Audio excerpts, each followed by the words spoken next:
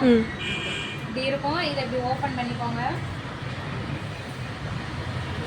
Open பண்ணிட்டு இதை சென்டராக உள்ளதை எடுத்து நம்மளோட சென்டர் பிளேஸில் இப்படி வச்சுக்கோங்க.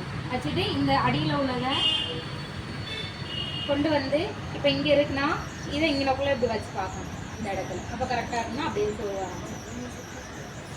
சொரும் போது இந்த எனக்கு எவ்வளோ ஹைட்டு வேணுமோ அந்த ஹைட்டு பார்த்துட்டு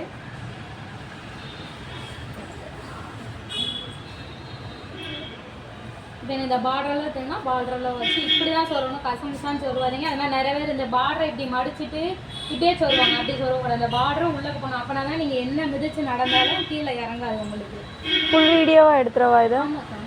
இது என்ன 2 நிமிஷம் தானே வரும்? ஆமாம் ஆமாம் ஃபுல்லுன்னா 4 நிமிஷம் வரும்.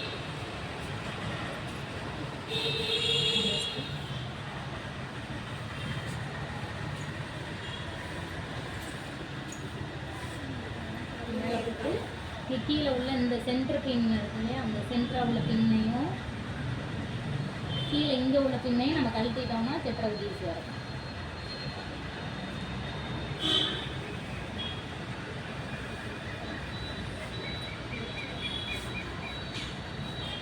இப்போ இங்கே வைக்கிறதுல தான் கரெக்டாக வைக்கணும். ஏன்னா இங்கே பின்னு வச்சுட்டு இங்கே நல்லா இழுத்து விட்டதுக்கு அப்புறம் தான் இந்த சைடு தெரியுதுன்னு சொல்கிற காரணமே என்னன்னா இங்கெல்லாம் வச்சு முடிச்சிடுவாங்க. ரெண்டாவது இப்படி இழுப்பாங்க வராது.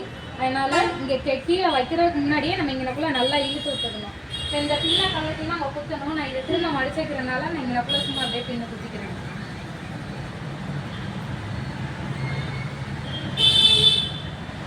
நல்லா எடுத்து விட்டுட்டு இந்த இடத்துல எவ்வளோ டைட்டாக கொண்டு வரணுமோ கொண்டு வந்துட்டு இதை இப்போ இழுத்து விடணும். இந்த இடத்துல நான் டைட்டாக பிடிச்சிருக்கேன். பிடிச்சிட்டு இந்த இடம் இழுத்து விட்றேன். நேராக பிடிச்சிக்கோங்க. இப்போ இந்த இது வருதா, இதை நான் சொன்ன மாதிரி இங்கனக்குள்ள ஒரு பின்னு குத்துறோம்.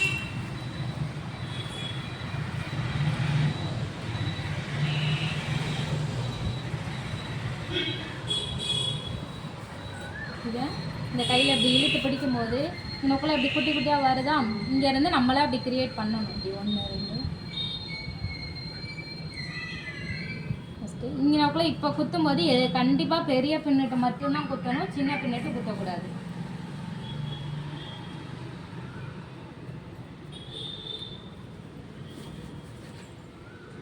இப்போ ஒரு சில டைம் இது வந்து ரொம்ப அங்கிட்ட போகாது அப்படி கண்டிப்பாக. ஏன்னா மெஷர்மெண்ட் பண்ணி தான் போட்டிருக்கோம்.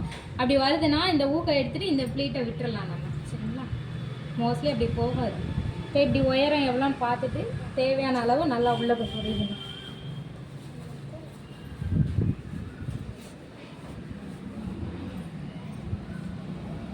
சரி, ஓகே. இங்கக்குள்ளே ஒரு பின்னு கொடுக்கணும்.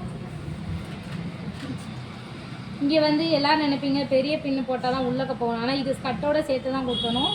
சின்ன பின்னு போட்டாலும் போதும், நல்லா தான் போகும். சின்ன பின்னு தான் உங்களுக்கு ஷார்ப்பாக இருக்கும். பெரிய பின் போட போட ஷார்ப்பாக இருக்காது. அது வந்து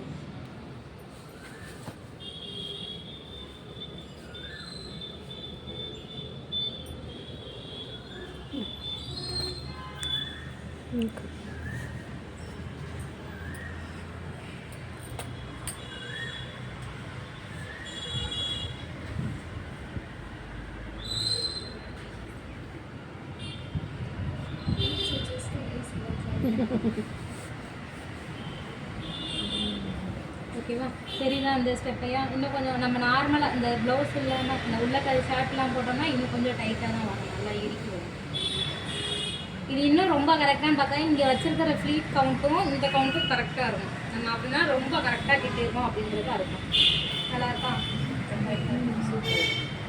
இதே தான் நான் நார்மலாக கட்டினேன்னா பொசுன்னு இருக்கிற மாதிரி இருக்கும். அதே நம்ம ப்ளீட் பண்ணி கட்டும்போது இந்த இதில் என்ன ஒரு அட்வான்டேஜ்னா உட்காந்து நீங்கள் என்ன தான் கீழே உருண்டு பிறந்தாலும் சரி நடந்தாலும் சரி இப்படியே தான் இருக்கும். இப்படி ஆடும் அசையும். ஆனால் வந்து இது